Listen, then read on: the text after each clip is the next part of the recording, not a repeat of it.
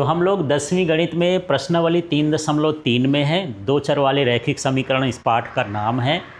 यहाँ पर प्रश्न 1 है और हमको इन समीकरणों को विलोपन विधि से माने एलिमिनेशन मेथड से और प्रतिस्थापन विधि सब्स्टिट्यूशन मेथड से सॉल्व करना है।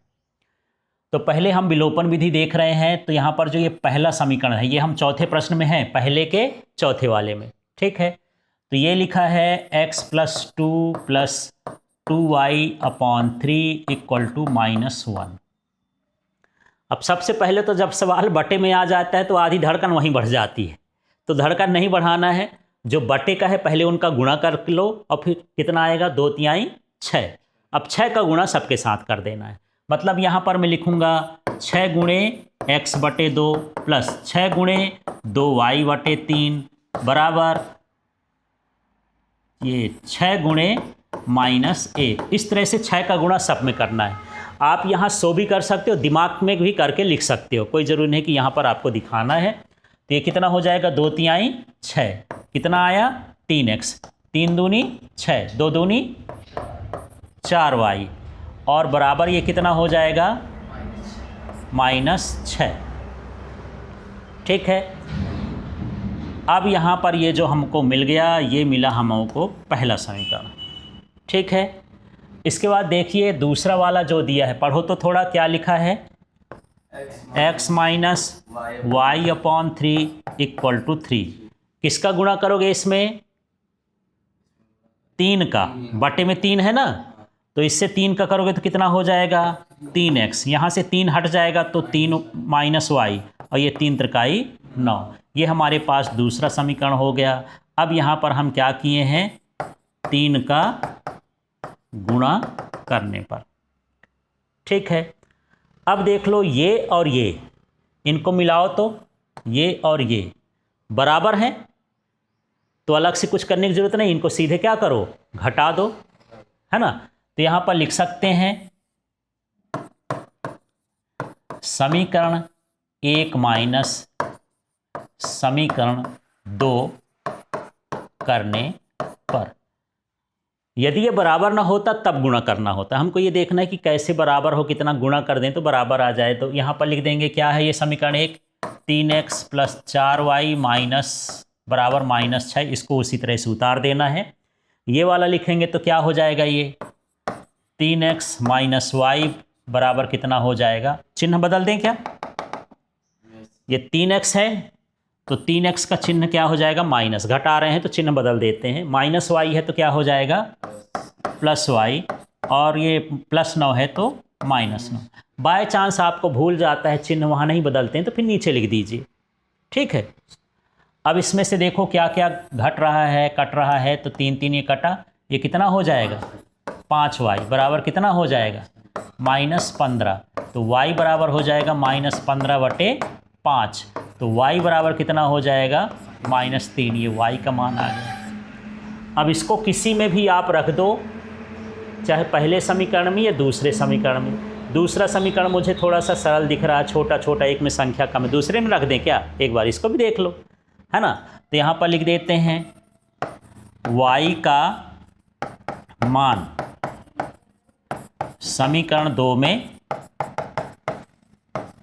रखने पर, ठीक है। अच्छा ये ज़रूरी नहीं है कि जैसे मैं दूसरे में रख रहा हूँ तो आपको दूसरे में रखना है, आपकी मर्ज़ी है, जैसा मन पड़े वैसा, ठीक है।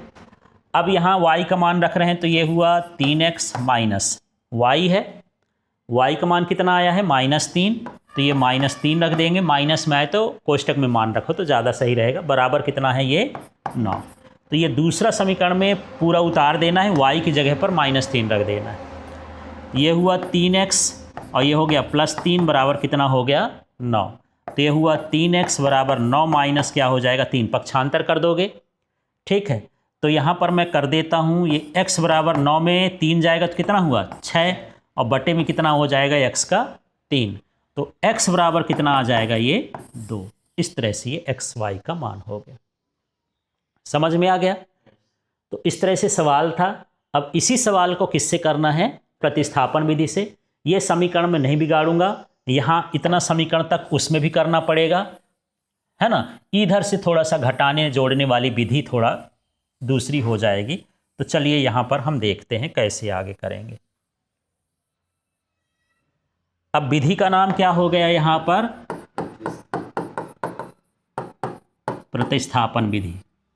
दोबारा से नहीं बता रहा हूँ, ये समीकरण है, इस तरह से गुणा करके ये समीकरण बना लेना है। ये दूसरा समीकरण है, ये बना तो लिए हैं, लेकिन मुझे लगता है किससे मैं मान निकाल लूँ यार, फर्स्ट वाले से निकालूँ कि सेकंड वाले से?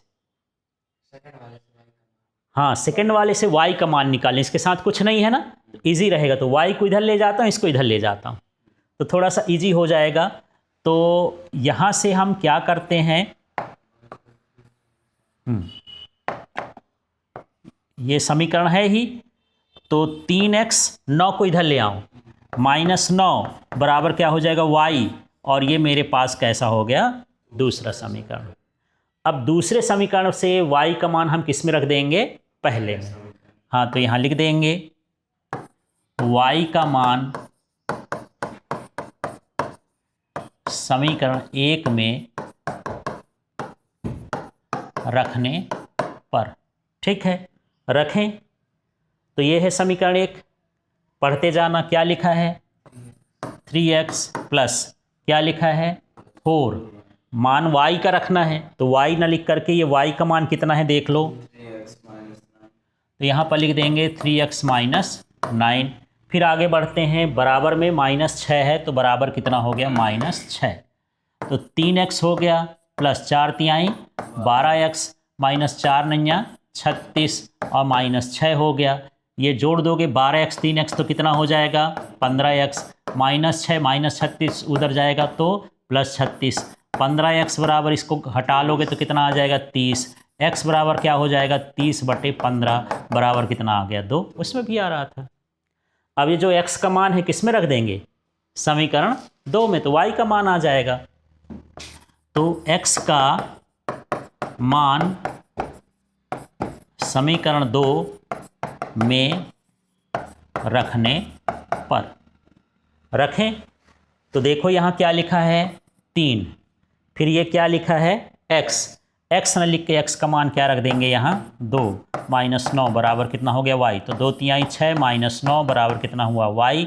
इसको हटा देंगे तो कितना आ जाएगा, -3। तो y बराबर कितना हो जाएगा, -3।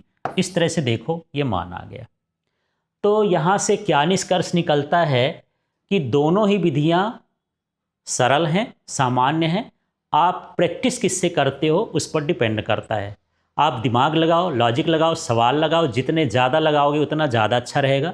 वैसे जिसमें x और y के साथ कोई गुणांक नहीं होता है उसको प्रतिस्थापन विधि से हल करें तो ज़्यादा जल्दी हो जाता है।